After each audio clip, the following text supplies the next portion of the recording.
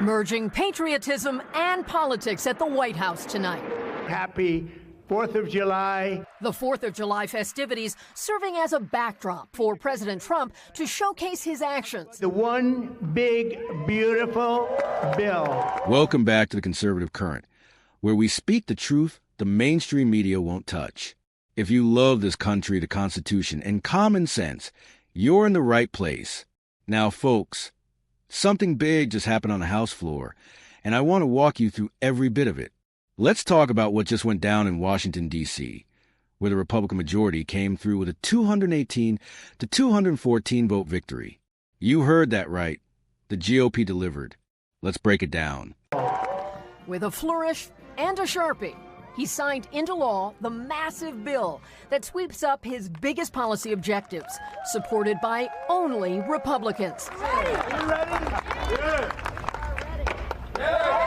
That includes tax cuts, funding border security, while making cuts to safety net programs like Medicaid and food assistance. It's really promises made, promises kept. Adding to the stagecraft, a salute in the sky to the June military operation that delivered strikes on Iran's nuclear program. The president said pilots and mechanics from that mission and their families are invited to this celebration. The president started what the administration considers a victory lap in Iowa last night. Just as I promised, we're making the Trump tax cuts permanent and delivering no tax on tips, no tax on overtime.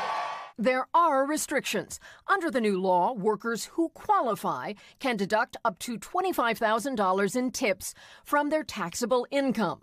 Susanna Castillo waits tables at Butcher Bar in New York and says this will help her save and spend on her family.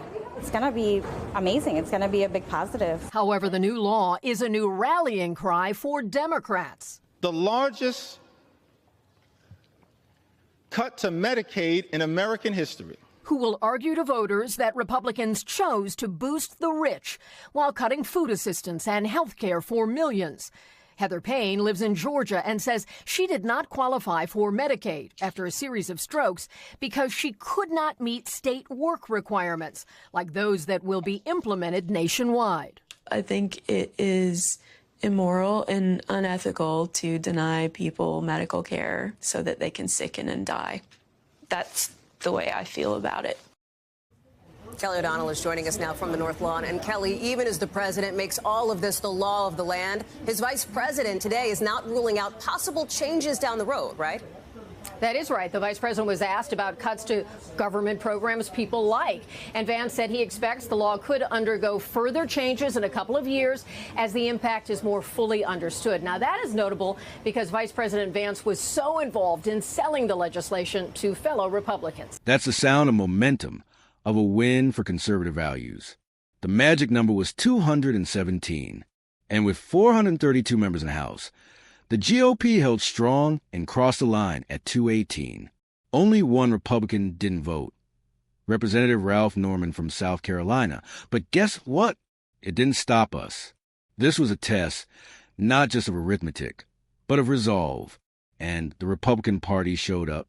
We showed the American people that even in the face of Democrat obstruction, we can lead, we can pass legislation, and we can take this country in the direction it desperately needs to go. Now, let's talk about the left reaction. Oh, the wailing and gnashing of teeth. You could practically hear the MSNBC anchors clutching their pearls. But here's the truth they don't want you to hear. This wasn't just a political victory. It was a moral one. This bill, and we'll get into the content of it shortly, is a line in the sand. It's proof that America First policies are not dead, that the people's house, when in the right hands, can still fight for traditional values, secure borders, fiscal sanity, and real American priorities. After the vote, the House clerk read out formal communications from the Senate, including the passage of Senate Bills 98 and 250.7. And let me say something real quick about Senate Resolution 308, honoring the late Frederick W. Smith. Folks, Frederick Smith was more than a businessman. He was a patriot. He built FedEx from the ground up, served in the Marines, and understood what duty to country really means. Unlike the woke CEOs who cozy up to China, Smith was a man who believed in the American dream. May he rest in peace, And may his legacy inspire future leaders who still believe in America. And what about the Democrats? 214 votes against. Every single one of them lined up to oppose progress, just like they always do. No solutions, just slogans. No leadership, just lectures. The American people are watching, and believe me, they're taking notes.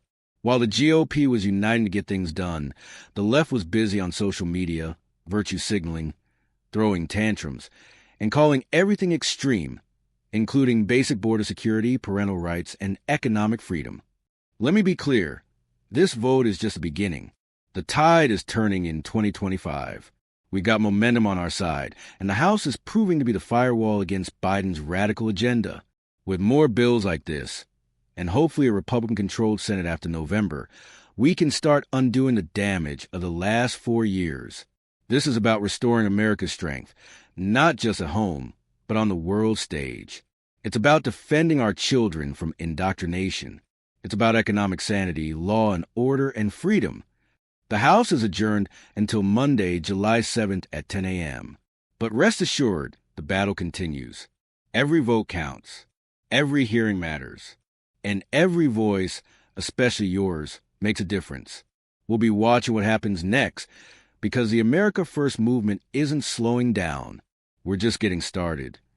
So to every patriot out there, stand tall, be proud. This country is worth fighting for. We just witnessed a major win, and it's proof that when we stay unified, we win. Now more than ever, we need to stay engaged. Call your representatives.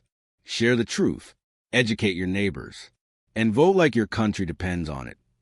Because it does. If you believe in God, country, and liberty, make sure to hit that subscribe button, drop a like, and share this video with someone who needs to hear it. This is Conservative Current. And as always, stay strong, stay free, and stay loud.